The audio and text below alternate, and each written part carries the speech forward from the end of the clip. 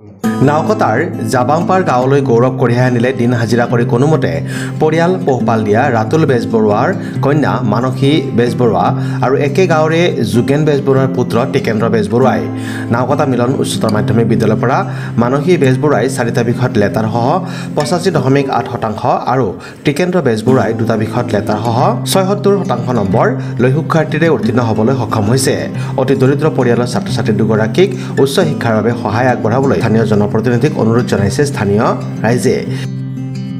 ইপিনে মেধাৱী ছাত্ৰী মানসী বেজবৰুৱাৰ পৰিয়ালেও বিচাৰিছে স্থানীয় জনপ্ৰতিনিধিৰ কিছু সহায় সহযোগিতা। মিলন হাই ছেকেণ্ডাৰী স্কুলত পঢ়িছিলোঁ আৰু মই 5টা বিষয়ত লেটাৰ লৈ উত্তীৰ্ণ হৈছোঁ।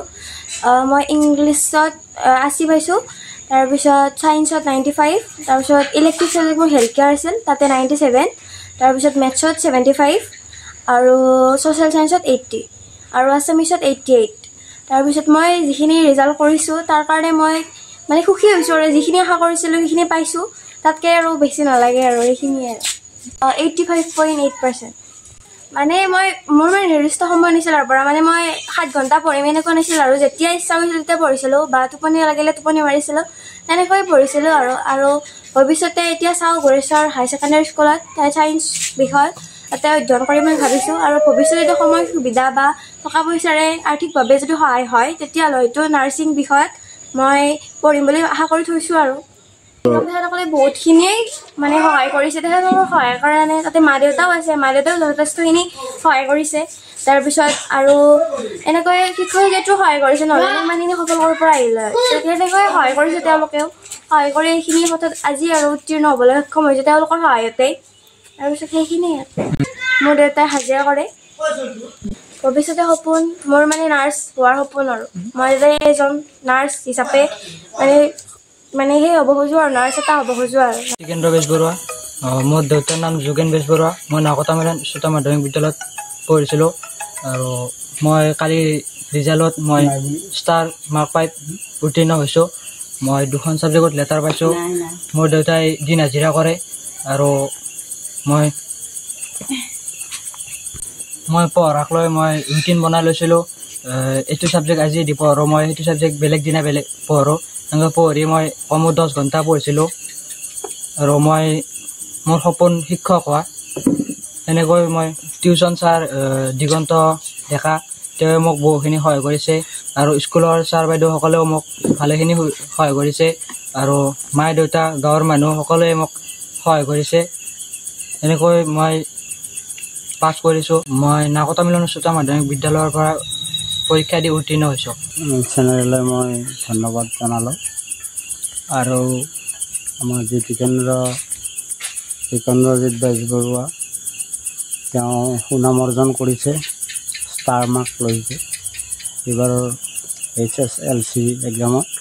ত' তেওঁলৈ অত্যন্ত মৰম আৰু মানে ভাল পোৱা মই যাচিছোঁ। আৰু পৰিয়ালৰো খুব গৰীব মানুহ, দিন হাজিৰা কৰি কিবাকৈ মেকআপটো কৰে, পৰিয়ালটো চলায়। তেওঁলোকৰ একো মানে ঘৰত তেনেকুৱা এটা ইনকামৰ ৰাস্তাও নাই। যা হওক তেওঁলৈ মই মৰম ধন্যবাদ মই যাচিছোঁ। আৰু এইবাৰৰ যি গাঁৱৰ ৰিজাল্ট খুবেই মই আনন্দিত হৈছোঁ। বহুখিনি ভাল ৰিজাল্ট কৰা মই এইবাৰৰ যিটো বেটছ সেই বেটছটো তাৰমানে অলপ মানে আগৰণুৱা বুলি ভাবিছোঁ আৰু তেওঁ ডিষ্টিংশ্যনো পাইছে।